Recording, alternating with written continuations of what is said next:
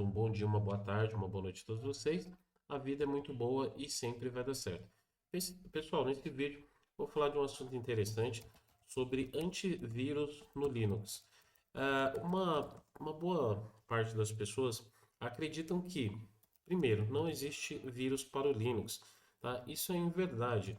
Existe vírus para o Linux, né? Existe, aliás, teve até recentemente ataques também de ransomware, né, para o Linux. O que são ransomware? São aquele software malicioso que tem como objetivo sequestrar os seus dados. Então, os seus dados são sequestrados, são criptografados e o sequestrador, o criminoso digital, ele vai pedir para que você pague uma quantia para que ele possa descriptografar, te passar a senha para você ter acesso aos seus dados.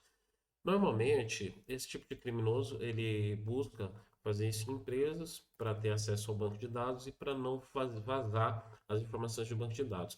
Quando vaza a informação de banco de dados para a empresa, ela tem a sua imagem prejudicada, então você não vai querer, por exemplo, se cadastrar num servidor de e-mails que você conhece que sempre está sendo ali invadido e sua senha acaba sendo exposta para todo mundo.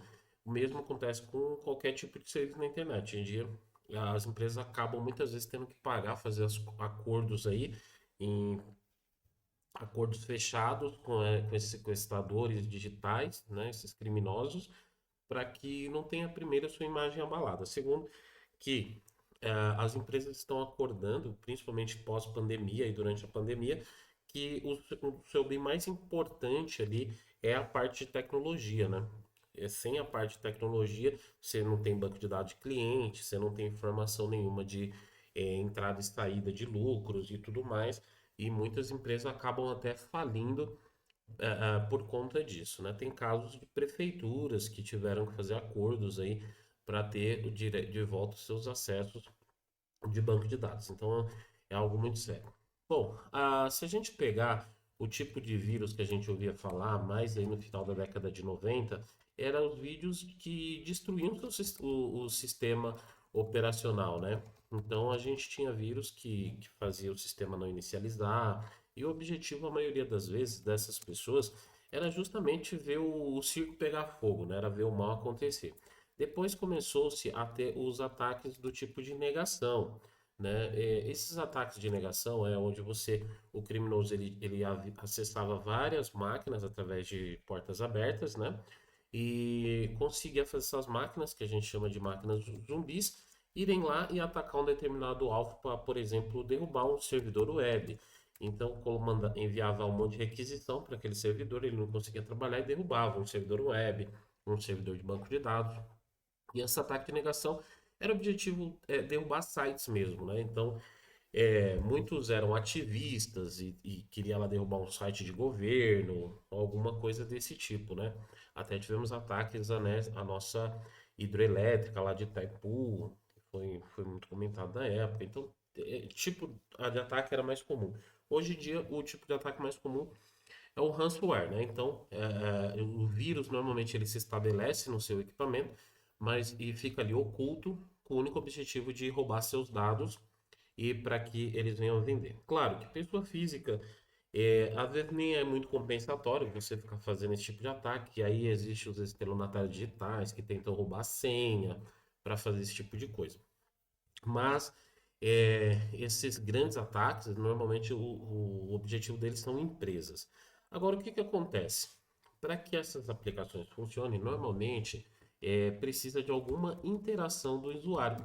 Então, quase sempre o problema de um ataque, o problema de um vírus, ou um malware qualquer, né, normalmente ele é por conta do usuário. O Linux, ele é um sistema que desde as suas origens lá do Unix, ele sempre foi um sistema multiusuário. Então existe as camadas de segurança no sistema, que essas camadas de segurança elas derivam de níveis de segurança que você tem sobre o sistema, sendo lá o administrador e depois os outros níveis de segurança. E nós temos camadas de segurança a nível de software também, onde o software tem um certo limite do que ele pode fazer. E o kernel do Linux, por ser modular, também permite que muitas instâncias sejam executadas a nível de usuário, a nível de software, e aí você não tem um acesso direto aos endereços IRQs, acesso a você conseguir fazer alguns ataques diretos que pode travar o seu sistema. Bom, então o Linux por si só é seguro. Já que, nesse caso, e como eu disse, o Linux por si só, ele é seguro, porque eu digo que é interessante, às vezes, a gente ter um antivírus em nosso computador. Primeiro, porque a gente acaba se tornando um agente do bem. Como assim um agente do bem? Você compartilha, às vezes, você tem Google Drive, né? Apesar que muitos desses softwares de compartilhamento de arquivo, eles já possuem um antivírus, mas é comum você compartilhar arquivos via FTP e ter na empresa você ter diretórios públicos onde as pessoas colocam planilhas e textos e músicas e vídeos, sei lá, tudo que você vai compartilhar ali com aquelas pessoas. Então, o legal de você utilizar o antivírus é que você pode verificar esses diretórios e mesmo que tenha vírus para Windows, você está protegido, não tenha nada ali que vai te afetar porque você usa Linux, mas você consegue remover isso para compartilhar e tornar mais seguro os computadores das pessoas que utilizam o Windows. Então você acaba se tornando, de certa forma, um agente do bem e diminuindo um pouco desse compartilhamento de software malicioso que assola aí a internet, principalmente dos usuários do Windows. Ah, mas por que você só fala dos usuários Windows? Primeiro que o Linux, ou o Windows, se a gente for parar para pensar, ele está mais de 80% dos computadores aí em desktops ao redor do globo. Então, quando o desenvolvedor desse software malicioso, ele vai abordar o quê? Ele vai abordar o Windows porque ele vai ter maior chance de sucesso. E até aquele cara que está começando, né, que a gente fala o script kid lá, que está começando na área de segurança, ele vai acabar criando coisas para o Windows para ver o efeito ali, ele quer ver a destruição. Então, o Linux, como já tem essa política do Unix, ele é mais difícil, ele é mais complexo, ele vai exigir um nível de compreensão maior para você desenvolver e exige também, e outra, você vai ter um número menor de público para efetivamente você trabalhar. Então, outro ponto a ser considerado, que aí eu entro com você e digo dicas de segurança. O que acontece? Se você utiliza Debian, Ubuntu, né, ou mesmo distribuições como o Red Hat, Fedora, SUSE, essas distribuições, né, ou aqui no meu caso estou utilizando aqui o Big Linux, que é baseado aí no Manjaro, essas distribuições elas utilizam o quê? Elas utilizam repositórios. Repositórios são locais que ficam os softwares que você vai fazer o download. E eu mesmo não sei dizer para vocês, usando o Linux, mais de 20 anos, quando eu vi um software malicioso no repositório do Debian, por exemplo, oficial. Eu nunca vi esse tipo de coisa, então por isso considero uma distribuição segura, como o Fedora, SUSE, essas distribuições são extremamente seguras. E você dificilmente vai ter algum tipo eh, de algum tipo de aplicação dentro desses repositórios. Isso por si só já torna o Linux mais seguro, porque quando normalmente você está utilizando o Windows, você acaba instalando programas de diversos sites. E aí pode você estar instalando de um site com conteúdo malicioso, um site que foi invadido e trocado ali o seu conteúdo. Por isso que a Microsoft insiste em tanto, né, que você instale os softwares pela loja ali de aplicativos e é uma boa recomendação para você que usa o Windows e também é uma boa recomendação porque você usa o Linux. Instale os programas pelas lojas de aplicativos, evite instalar os repositórios de terceiros, né, que você não conhece. Então é muito fácil, por exemplo, você criar um pacote Deb com conteúdo com malware. Inclusive eu tenho um vídeo no canal que eu falo sobre isso. Você pode criar um pacote RPM. Então não é porque o pacote é Deb ou o pacote é RPM, né, que você deve confiar. Você vai fazer download, vai dar dois cliques e vai instalar. Por quê? Porque você pode estar instalando um pacote, um vírus, um ransomware. Então tem que tomar cuidado com o que você vai instalando. Por isso que em servidores é extremamente recomendado que você só use os repositórios oficiais da sua distribuição. Bom, agora vamos lá. eu vou falar para vocês de um antivírus para Linux, que é a opção open source mais indicada e a melhor, que é o Clan IV, né? Que seria o Clan antivírus. E o Clan IV, eu instalo aqui através do sudo pacman-sy, que é uma distribuição Big Linux baseada aí no Manjaro e no Arch. Se você utiliza, é, vamos instalar ele aqui. Se você utiliza Debian, você pode utilizar esse apt install clan, clan IV, tá? E no caso do Fedora, DNF install clan IV, tá? Também existe uma interface gráfica, porque ele só roda em modo texto, que é a clan TK, tá? Que seria sudo apt não, sudo pacman, que seria uma interface gráfica para o clone IV. Tem ela aqui.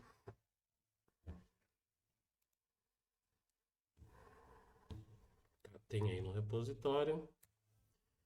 Beleza, só reinstalou. Então, o que que acontece? Com ele funcionando, o primeiro passo é a gente ver o status do serviço. Então, systemctl status é clan IV, se eu não me engano. Deixa eu ver como que é o nome desse serviço. Eu não me lembro o nome do serviço. É clan IV.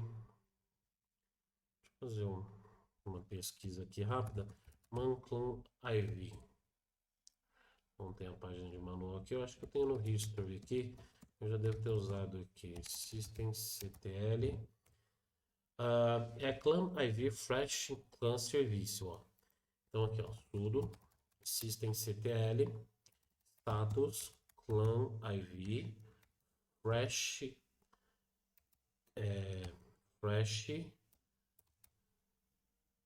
clan.service. Então, meu serviço ali disse que não foi, clamave. O meu serviço não foi encontrado.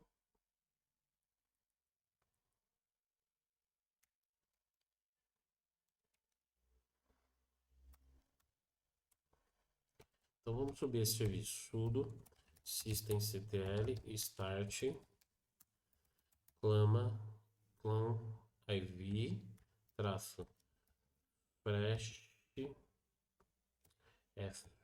fresh clan.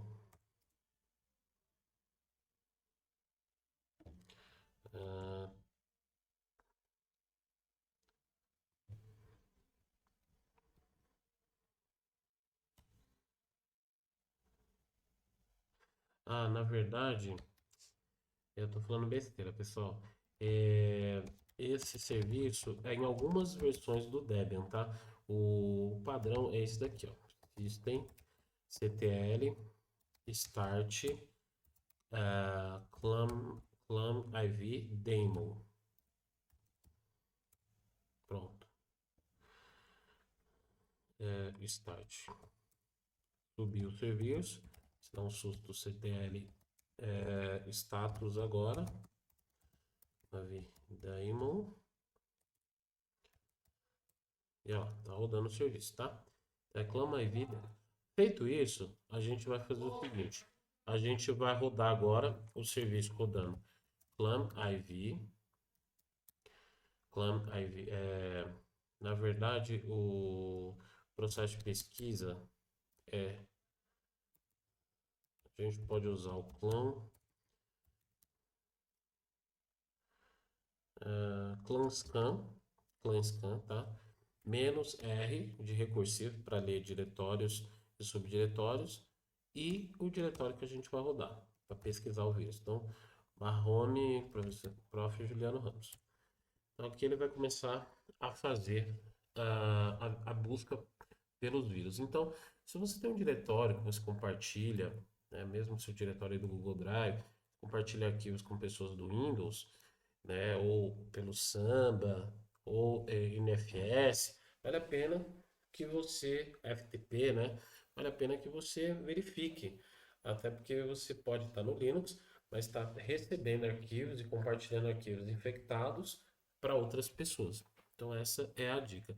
Bom, vou dar um Ctrl C para que ele não faça tudo, mas essa é a sintaxe para de pesquisa, tá? Agora, como eu instalei a versão ClamTK, ele tem na interface gráfica bem bonitinha, bem fácil de usar, ó. Você só vai vir aqui, escanear um diretório, aponta um diretório, pegar aqui o diretório downloads, dá um OK e aguarde aí ele começar a escanear pelo diretório e a procurar por arquivos maliciosos dentro desse diretório. Demora um pouquinho, tem que aguardar. Bom, pessoal, tá lá, procurando.